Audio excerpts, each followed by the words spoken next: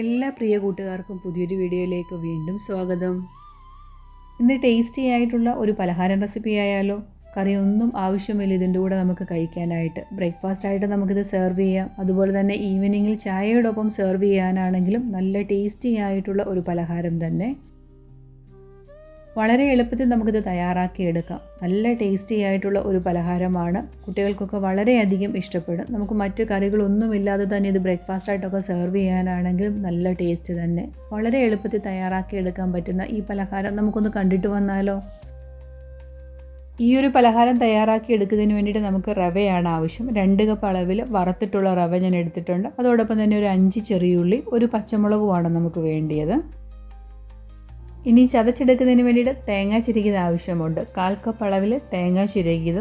നമ്മൾ എടുത്ത് വെച്ചിരുന്ന ചെറിയുള്ളി ഉണ്ടല്ലോ, ആ 5 ചെറിയുള്ളി, ഒരു പച്ചമുളകും ഈ തേങ്ങയോടൊപ്പം നമുക്ക് ചതച്ചെടുക്കണം. അതോടൊപ്പം തന്നെ ഒരു 1/2 ടീസ്പൂൺ അളവിൽ ചെറിയ ജീരകമുണ്ടല്ലോ, അതും കൂടെ ചേർത്ത് കൊടുക്കുന്നുണ്ട്. ഇനി നമ്മൾ ചെറുതായിട്ടൊന്ന് ചതച്ചെടുക്കുകയാണ് ചെയ്യുന്നത്. നമ്മൾ അവിയലിനൊക്കെ ചതച്ചെടുക്കുന്ന പോലെ ഒന്ന് ഒതുക്കിയെടുത്താൽ മതി. വെള്ളമൊന്നും ചേർത്ത് കൊടുക്കല്. ചെറുതായിട്ടൊന്ന് തരിതരിപ്പോടുകൂടി ഒന്ന് അരച്ചെടുക്കുക. ഈ ഒരു രീതിയിൽ ചതച്ചെടുത്തിട്ടുണ്ട്. ഇനി നമുക്ക് റവയും ഈ ചതച്ച കൂട്ടും വെച്ചിട്ട് ഈ പലഹാരം എങ്ങനെയാണ് തയ്യാറാക്കി എടുക്കുന്നത് വേഗത്തിൽ ഒന്ന് കണ്ടിട്ട് വന്നാലോ? നമ്മൾ റവ എടുത്തതിൻ്റെ ഇരട്ടിയായിട്ടുള്ള വെള്ളമാണ് തിളപ്പിക്കാനായിട്ട് വയ്ക്കുന്നത്. 2 കപ്പ് അളവിൽ റവയാണല്ലോ നമ്മൾ എടുത്തേക്കുന്നത്. അപ്പോൾ ഒരു 3.5 കപ്പ് അളവിൽ വെള്ളമാണ് ഞാൻ മെഷർ ചെയ്ത് ഈ പാത്രത്തിലോട്ട് ഒഴിച്ചേക്കുന്നത്. ഇനി ചതച്ച് വെച്ചിരിക്കുന്ന ആ കൂട്ടും കൂടെ നമുക്ക് ഈ വെള്ളത്തിലോട്ട് ചേർത്ത് കൊടുക്കണം.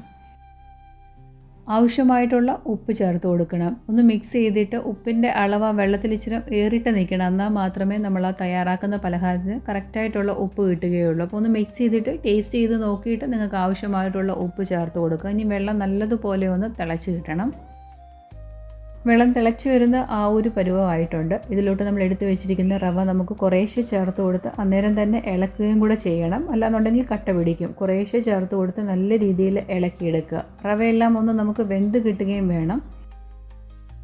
റവയുടെ ചേർത്ത് കൊടുത്തിട്ട് തീ ഒന്ന് കുറച്ച് വെച്ചിട്ട് റവയൊക്കെ ഒന്ന് കുക്കായി കിട്ടുന്നത് വരെ ഇളക്കി നമുക്ക് നല്ല രീതിയിലൊന്ന് മിക്സ് ചെയ്തെടുക്കണം. റവയിലോട്ട് ആ വെള്ളമെല്ലാം പിടിച്ച് നല്ല രീതിയിൽ നമുക്ക് ഡ്രൈ ആയി കിട്ടുകയും ചെയ്യും. നല്ല രീതിയിലൊന്ന് ഇളക്കി കൊടുത്ത് നല്ല പോലെ ഒന്ന് കുഴച്ചെടുക്കണം. റവയും കൂടെ ചേർത്ത് കൊടുത്തിട്ട് വെള്ളമൊക്കെ റവയിലോട്ട് പിടിച്ച് റവയൊക്കെ വെന്ത് വന്നിട്ടുമുണ്ട്. ഈ ഒരു പരുവത്തിലാകുമ്പോൾ നമുക്ക് സ്റ്റൗ ഓഫ് ചെയ്യാം. ഇതിൻ്റെ ചൂടൊന്ന് ചെറുതായിട്ടൊന്ന് ആറിയിട്ട് നമുക്ക് കൈകൊണ്ട് കുഴയ്ക്കാൻ പറ്റുന്ന ആ ഒരു പരുവത്തിലാകുമ്പോൾ കൈകൊണ്ട് കുഴച്ചൊന്ന് മയപ്പെടുത്തി എടുക്കേണ്ടതുണ്ട്. അതുവരെ നമുക്ക് ചെറുതായിട്ട് ഇതുപോലെ ഒന്ന് ഇളക്കി അതിൻ്റെ ചൂടൊക്കെ ഒന്ന് മാറ്റിയെടുക്കാം. റവയുടെ ആ കൂട്ട് ഞാൻ വേറൊരു ബൗളിലോട്ട് മാറ്റുകയാണ്. ചൂടൊക്കെ ഒന്ന് ആറിയ ശേഷം നമുക്ക് കൈകൊണ്ട് കുഴച്ചെടുക്കാനായിട്ട് പറ്റുകയുള്ളല്ലോ. അപ്പോൾ അതിൻ്റെ ചൂടൊക്കെ ഒന്ന് ആറുന്നത് വരെ നമുക്ക് സ്പൂൺ കൊണ്ട് ഇങ്ങനെയൊന്ന് കുഴച്ച് മയപ്പെടുത്തിയെടുക്കാം. വളരെ എളുപ്പത്തിൽ തയ്യാറാക്കി എടുക്കാൻ പറ്റുന്ന ഒരു പൊരിച്ച പത്തിരിയുടെ റെസിപ്പിയാണ് കൂട്ടുകാരുമായിട്ട് ഞാൻ പങ്കുവയ്ക്കുന്നത്. അരിപ്പൊടി വെച്ചിട്ടാണല്ലോ നമ്മൾ പൊരിച്ച പത്തിരി സാധാരണ തയ്യാറാക്കി എടുക്കുന്നത്. എന്നാൽ റവ കൊണ്ട് വളരെ ടേസ്റ്റി ആയിട്ടുള്ള ഒരു പൊരിച്ച പത്തിരിയുടെ റെസിപ്പി നമുക്ക് തയ്യാറാക്കി എടുക്കാനായിട്ട് സാധിക്കും. ഈ ഒരു റെസിപ്പി കൂട്ടൊന്ന് ട്രൈ ചെയ്ത് നോക്കിയാൽ പെർഫെക്റ്റ് ആയിട്ടുള്ള ഒരു പൊരിച്ച പത്തിരിയുടെ റെസിപ്പിയാണ് ഇന്ന് കൂട്ടുകാരുമായിട്ട് ഞാൻ പങ്കുവയ്ക്കുന്നത്. കൂട്ടിൻ്റെ ചൂടൊക്കെ അറിയപ്പോൾ ഞാൻ ഇതുപോലെ ഒന്ന് കൈകൊണ്ടൊന്ന് കുഴച്ചെടുക്കുകയാണ്. ഒത്തിരി അങ്ങ് കുഴച്ചങ്ങ് മയപ്പെടുത്തേണ്ട ആവശ്യമൊന്നുമില്ല. ഇപ്പം നല്ല സോഫ്റ്റായിട്ട് തന്നെയാണ് ഈ ബാറ്റർ ഇരിക്കുന്നത്. ചെറുതായിട്ട് എല്ലാം കൂടെ ഒന്ന് യോജിപ്പിച്ച് കിട്ടണം. അപ്പോൾ ആ ഒരു രീതിയിൽ കൈകൊണ്ടൊന്ന് കുഴച്ച് ചെറുതായിട്ടൊന്ന് മയപ്പെടുത്തി എടുക്കുക. ഇനി കുഴച്ചെടുത്ത ആ ഒരു മാവ് 2 പോർഷനായിട്ടൊന്ന് കട്ട് ചെയ്തെടുക്കുകയാണ്. നമുക്ക് ഒരു തവണ തയ്യാറാക്കി എടുക്കാനുള്ളത് മാത്രം എടുത്തിട്ട് ബാക്കി നമ്മൾ അടച്ച് വെക്കണം. അല്ലെങ്കിൽ മോൾവശമെല്ലാം ഡ്രൈ ആയി പോകും. ഇതുപോലെ ഒന്ന് എടുത്തിട്ട് ചപ്പാത്തി കോലുകൊണ്ട് ചെറുതായിട്ടൊന്ന് പരത്തിയെടുത്താൽ മതി. ലേശം ഓയിൽ ആ ചപ്പാത്തി പലകയിലോട്ടൊന്ന് സ്പ്രെഡ് ചെയ്ത് കൊടുത്തിട്ട് വേണം ഈ ഒരു രീതിയിൽ പരത്തിയെടുക്കാൻ. വേറെ പൊടിയൊന്നും സ്പ്രെഡ് ചെയ്ത് കൊടുക്കേണ്ട ആവശ്യമില്ല. നമ്മൾ പരത്തിയെടുക്കുന്ന സമയത്തും ഒത്തിരി തിന്നായിട്ടല്ല പരത്തിയെടുക്കുന്നത്. ഇച്ചിരി കട്ടിയിൽ വേണം പരത്തിയെടുക്കാൻ. എന്നാലേ നല്ല രീതിയിൽ പൊന്തി ഈ പൊരിച്ച പത്തിരി നമുക്ക് തയ്യാറാക്കി എടുക്കാൻ പറ്റുകയുള്ളൂ. ഒരു ഗ്ലാസ് ഉപയോഗിച്ചിട്ട് ഞാൻ ഇതുപോലെ കട്ട് ചെയ്തെടുക്കുകയാണ്. ഈ ഒരു രീതിയിലാണ് കട്ട് ചെയ്തെടുത്തേക്കുന്നത്. ഒത്തിരി കനം കുറഞ്ഞിട്ടല്ല, ഇച്ചിരി കട്ടിക്ക് തന്നെ നമ്മൾ തയ്യാറാക്കി എടുക്കണം. എന്നാലും നമുക്ക് എണ്ണയിലിട്ട് വരുമ്പോഴത്തേക്കിന് പൊന്തി കിട്ടുകയുള്ളൂ. ഒരു തവണ തയ്യാറാക്കി എടുക്കാനുള്ളതെല്ലാം ഒന്ന് കട്ട് ചെയ്ത് വെച്ചിട്ട് നമുക്കിത് ഫ്രൈ ചെയ്തെടുക്കാവുന്നതേ ഉള്ളൂ. ഈസി ആയിട്ടുള്ള ഒരു പൊരിച്ച പത്തിരി റെസിപ്പി തന്നെയാണ് പങ്കുവയ്ക്കുന്നത്. കട്ട് ചെയ്ത് ലെഫ്റ്റ് ഓവറായിട്ട് വരുന്നുള്ള ആ ഒരു കൂട്ട് നമുക്ക് ബാക്കിയുള്ള മാവുമായിട്ട് യോജിപ്പിച്ച് ഈ ഒരു രീതി വീണ്ടും പരത്തിയെടുക്കാവുന്നതേ ഉള്ളൂ. ഈസിയാണ് തയ്യാറാക്കി എടുക്കാൻ. നല്ല മൊരിഞ്ഞ ടേസ്റ്റി ആയിട്ടാണ് നമുക്കിത് തയ്യാറാക്കി എടുക്കാനായിട്ട് സാധിക്കുന്നത്.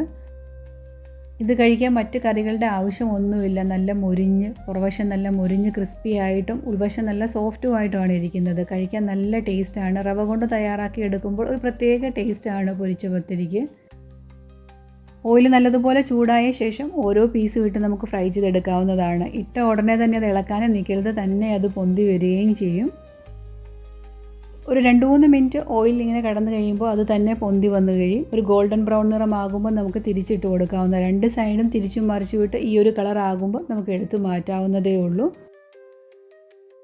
ഇന്നും അരിപ്പൊടി കൊണ്ടാണ് തയ്യാറാക്കി എടുക്കുന്നതെങ്കിൽ കൂട്ടുകാർ ഇതുപോലെ ഒന്ന് തയ്യാറാക്കി നോക്കണം. റവ കൊണ്ട് തയ്യാറാക്കി എടുക്കുമ്പോൾ ഒരു പ്രത്യേക ടേസ്റ്റാണ്. അരിപ്പൊടിയെക്കാട്ടി കുറച്ചും കൂടെ ടേസ്റ്റ് കൂടുതലാണ് തോന്നുന്നു റവ കൊണ്ട് നമ്മൾ തയ്യാറാക്കുമ്പോൾ എനിക്ക് തോന്നിയിട്ടുള്ളത്. അങ്ങനെ ഞാൻ എല്ലാം പൊരിച്ചെടുത്തിട്ടുണ്ട്. ഇന്നത്തെ ഒരു വീഡിയോ കൂട്ടുകാർക്ക് ഇഷ്ടമായിട്ടുണ്ടെങ്കിൽ ആ ലൈക്ക് ബട്ടൺ അമർത്തി ഒന്ന് സപ്പോർട്ട് ചെയ്യാനും, ആദ്യമായിട്ട് വീഡിയോ കാണുന്ന കൂട്ടുകാരുണ്ടെങ്കിൽ ഒന്ന് സബ്സ്ക്രൈബ് ചെയ്ത് കൂട്ടാക്കാനും മറന്നു പോകരുത്. പുറവശം നല്ല മൊരിഞ്ഞ് നല്ല ക്രിസ്പി ആയിട്ടുള്ള പൊരിച്ച പത്തിരിയാണ് നമ്മൾ തയ്യാറാക്കി എടുത്തേക്കുന്നത്. അധികം സമയമൊന്നും എടുക്കത്തില്ല. നിമിഷ നേരങ്ങൾ കൊണ്ട് നമുക്കിത് തയ്യാറാക്കി എടുക്കാവുന്നതേ ഉള്ളൂ. കുട്ടികൾ സ്കൂൾ വിട്ട് വരുന്ന സമയമാണെങ്കിൽ അവർക്ക് ചായയോടൊപ്പം ഇത് കൊടുക്കാനായിട്ട് നല്ല ടേസ്റ്റാണ്. ചെറിയ ചൂടോടുകൂടി നമ്മൾ സെർവ് ചെയ്യുമ്പോൾ നല്ല മൊരിഞ്ഞ് കറുമുറാന്ന് കുട്ടികൾക്ക് കഴിക്കാനായിട്ട് കിട്ടും. അത്രയ്ക്ക് ടേസ്റ്റി ആയിട്ടുള്ള ഒരു പൊരിച്ച പത്തിരി റെസിപ്പിയാണ് കൂട്ടുകാരുമായിട്ട് ഇന്ന് പങ്കുവച്ചത്. ഞാനിതൊന്ന് പൊട്ടിച്ച് കാണിച്ചു തരാം. ഇന്നത്തെ ഈ വീഡിയോ ഞാൻ ഇവിടെ കൊണ്ട് അവസാനിപ്പിക്കുകയാണ്. കൂട്ടുകാർക്ക് ഈ വീഡിയോ ഇഷ്ടപ്പെടുകയാണെങ്കിൽ ഫ്രണ്ട്സിനും റിലേറ്റീവ്സിനും കൂടെ ഒന്ന് ഷെയർ ചെയ്ത് ഒരു കുഞ്ഞ് സപ്പോർട്ട് തരാനും കൂടെ മറന്നു പോകല്ല. അടുത്ത ദിവസം നല്ലൊരു റെസിപ്പിയായിട്ട് വളരെ പെട്ടെന്ന് തന്നെ ഞാൻ കൂട്ടുകാരുടെ ഇടയിലേക്ക് എത്തുന്നതാണ്. Thanks for watching.